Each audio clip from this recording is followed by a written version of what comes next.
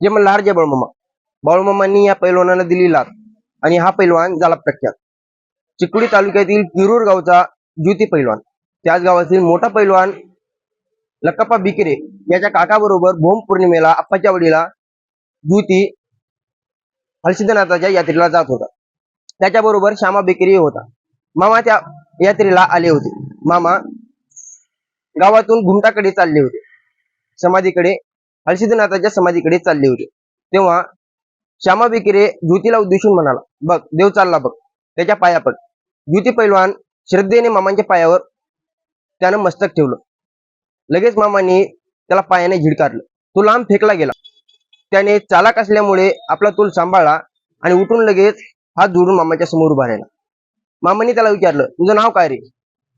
तो मामांना म्हणाला, माझं नाव ज्योत्या आहे मामा. मामा म्हणाले, ज्योत्या की मोत्या?